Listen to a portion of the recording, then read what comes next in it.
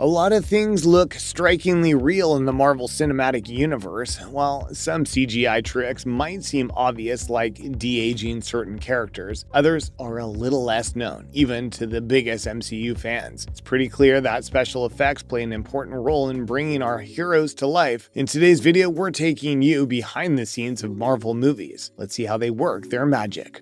Just a reminder about our new giveaway. We're giving away a PS5 with a copy of NBA 2K22 and Madden 22. All you have to do is watch the full video, leave a like, comment the keyword hidden in the video, and make sure you're subscribed. It's that simple.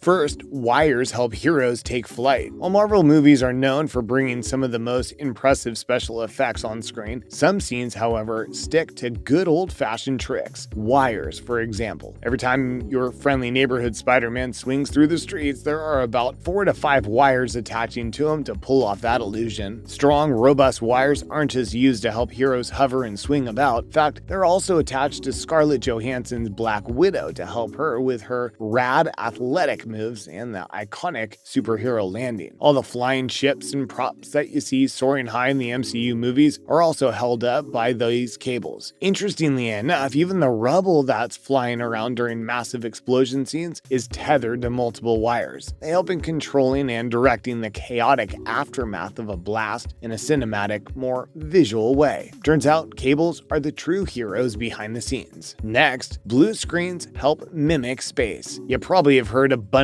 about green screens. Almost every movie these days relies on them. Marvel movies especially. But green isn't the only color that the MCU movies use as backdrop. To bring all those space scenes to life in movies like Guardians of the Galaxy, for example, the studio opts for a blue screen. The science behind using a blue screen is that it reflects less light than a green screen, which is perfect if you want to show a deep void of space. Normally, both the screens can be used interchangeably, just depends on how much either of the colors is in the main shot. So if blue happens to be the dominant color on the subject being shot, then a green screen will be used and vice versa. Next up, motion trackers help bring CGI characters to life. One of the most advanced special effects gadgets often used in MCU movies are motion trackers. These small, round, white spots are attached to the actors so their movements and actions can be captured. They sort of give the post-editing team a digital skeleton to work with. The editors then work over it to create major CGI characters like Thanos and even the Hulk. But that's not all where motion trackers are used. Sometimes they're used for slightly less complex effects, like parts of Iron Man's armor, for example. There is even a smaller version of these trackers specifically designed to make CGI more realistic to the audience. These are strategically placed on certain muscles of an actor's face to catch their facial expressions. Sometimes when the characters are taller than the actors playing them, they have to wear a large pole or put on a helmet to give their co-stars a reference to where to look when there is a scene of them interacting. Same applies to smaller characters like Baby Groot. Now let's take a look into the elaborate makeup routine and prosthetics. There are some things the MCU likes doing old school. Tedious makeup routines and detailed prosthetics really add to the magic of Marvel. But both the makeup and prosthetics must be applied in a way that neither comes off during the action sequences and stunts, especially the ones with water. In addition to being painted green to play Guardians of the Galaxy's Gamora, Zoe Saldana had to wear prosthetic cheekbones to make the slightly less human look work. The team also gave her a fake shadow line where her human brows were supposed to be. Meanwhile, for Black Panther's Killmonger, Michael B. Jordan had to sit through nearly 3 hours of makeup. The results seemed well worth it. Prosthetics of the raised dots on his skin looked like the real deal. From the all-green Gamora to Killmonger's elaborate body scars, there's nothing that Marvel's insanely talented behind-the-scenes team can't pull off. Action scenes must be shot perfectly. MCU doesn't believe in fixing any of the elaborate action sequences in post-production, even though they probably could if they wanted to. But at the end of the day, perfectly shot action scenes contribute largely to their film's success. In Doctor Strange, director Scott Derrickson wanted the major crash of the film to look a certain way. To perfect the Lamborghini crash that Steven gets into, they ended up crashing crashing 9 Lamborghinis. During fight scenes that are elaborate, it's much harder to keep track of every single explosion and slow down leaps, punches, and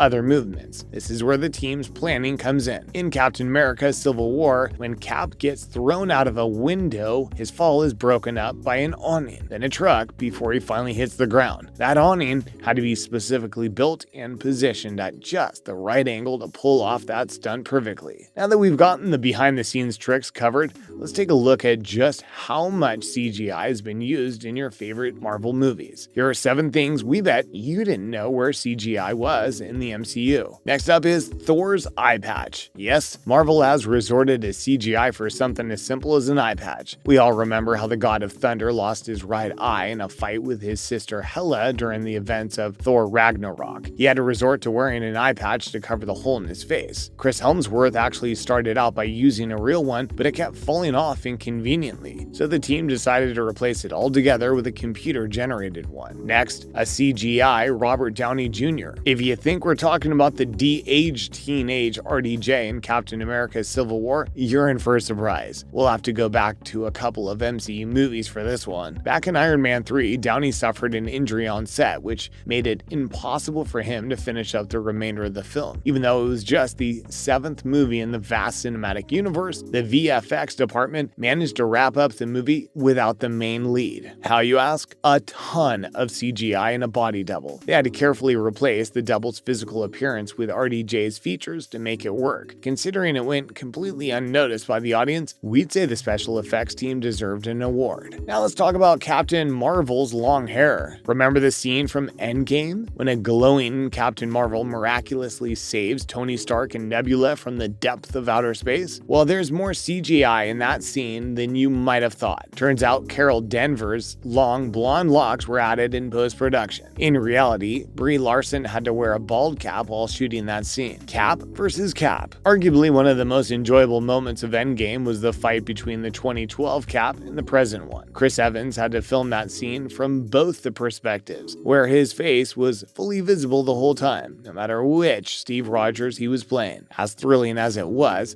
also very confusing for the test audience to figure out which Steve was which. So in the final cut, the VFX team decided to spare us some of the confusion and put a CGI cowl on the head of the past Steve. Next up, quantum suits. Let's be honest, the Hank Pym-inspired quantum suits in Endgame were pretty cool. Too bad they weren't real. You heard us, the Avengers uniform was pretty much non-existent behind the scenes. While there have been instances when a character's supersuit is entirely made of visual effects, we didn't expect that for an outfit so simple. All the actors were actually dressed in their character's usual uniform while they filmed that time travel sequence. The quantum uniforms had to be added later, during the post-production process. Let's look into Thor's sleeves during the Infinity War's final showdown. Back in Ragnarok, Thor decided to go sleeveless, which lasted through most of Infinity War until he made one of the most awesome entrances in the MCU during the battle at Wakanda. The Stormbreaker, wielding Thor, entered Earth in a changed costume with full sleeves. But get this, the sleeves weren't real. While other parts of his costume, like the cape and the breastplates, were very much real, the sleeves on his new getup were completely digital. And lastly, Spider-Man's suits. While the previous Spider-Mans had suits made out of real fabric, Tom Holland's Spidey suits have been more touched up,